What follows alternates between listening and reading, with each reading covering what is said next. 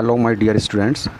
My name is Manish Misra. Today I brought a very special topic: simple sentences, compound sentences, and complex sentences. You are most welcome in the channel of English वाले sir जी। आज की class में, आज के video में हम देखेंगे simple sentence के बारे में। सिंपल सेंटेंस क्या होता है?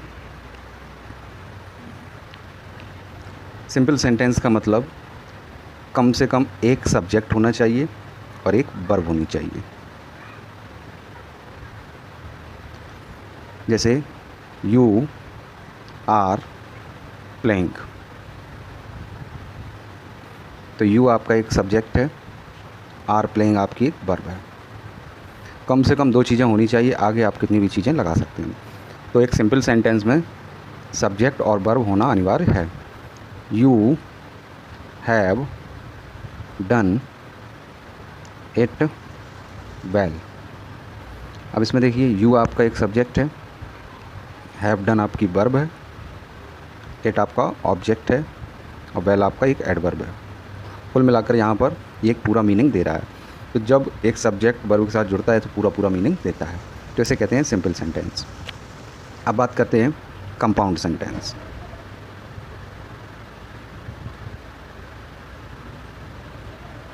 जैसे कि कंपाउंड का मतलब है कि एक ऐसा स्टेटमेंट बनाना जिसमें दो बातें कही गई हों। तो कंपाउंड सेंटेंस जो है ये दो या दो से अधिक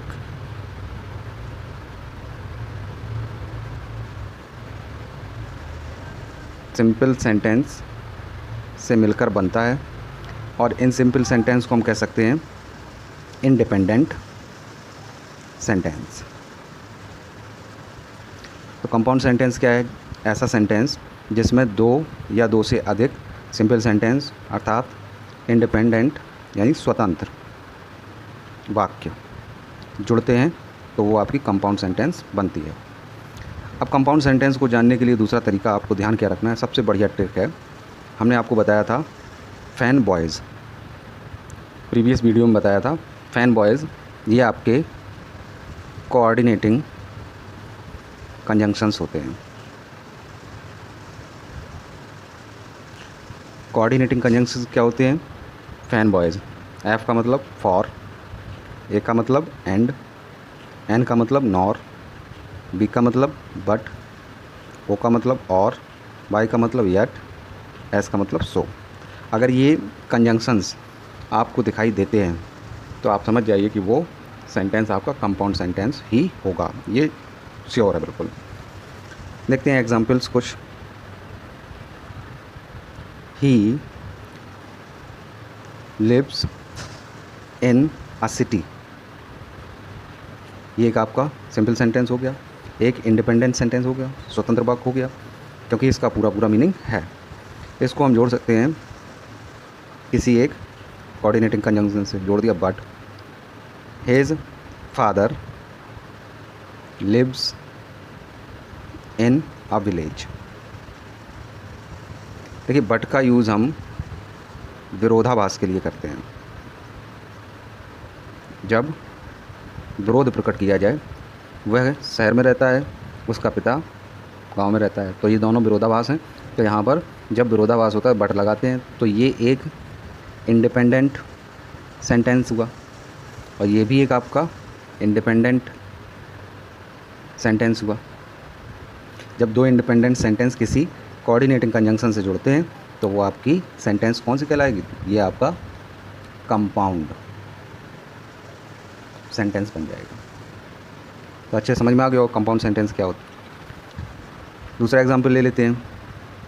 Ravi finished his work, Ravi ने अपना काम ख़त्म किया, and he went his home. And एक आपका कोऑर्डिनेटिंग कंजंक्शन है। अब ये कोऑर्डिनेटिंग कंजंक्शन लग गया दो इंडिपेंडेंट सेंटेंसेस के बीच में, तो ये कौन सी सेंटेंस बनेगी? Compound sentence. आपको ध्यान क्या रखना है? कोऑर्डिनेटिंग कंजंक्शन का ये सी और ये सी, और कंपाउंड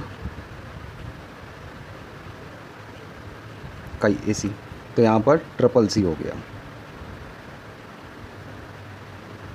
अर्थात अगर ट्रिपल सी आपके दिमाग में रहता है तो ये आपकी एक शॉर्ट ट्रिक है। ट्रिक क्या याद रखनी है? Triple C. ट्रिपल सी का मतलब कोऑर्डिनेटिंग कंजंक्शन ही कंपाउंड सेंटेंस बनाती है। अब बात करते हैं कॉम्प्लेक्स सेंटेंस। कॉम्प्लेक्स सेंटेंस क्या होता है? इसमें आपको क्या ध्यान रखना हो? कंपाउंड में क्या था कि दो आपकी इंडिपेंडेंट क्लॉज होती थी। इसमें क्या है? कम से कम एक इंडिपेंडेंट सेंटेंस होना चाहिए and at least one dependent sentence होना चाहिए।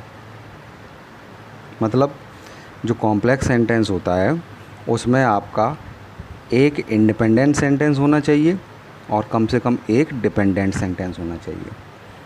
जैसे कह दिया जाए यू बेटर नो, तो ये एक आपका इंडिपेंडेंट सेंटेंस है, यानी स्वतंत्र, तुम अच्छी तरह जानते हो। अब इस पर एक आश्रित डिपेंडेंट आपको सेंटेंस रखना है। अब जैसे कह दिया जाए he will not come tomorrow, तो ये हमने एक सेंटेंस ले लिया। अब इसको अगर हम दैट से जोड़ देते हैं या किसी कंजंक्शन से जोड़ देते हैं तो क्या बनेगा? You better know that he will not come tomorrow.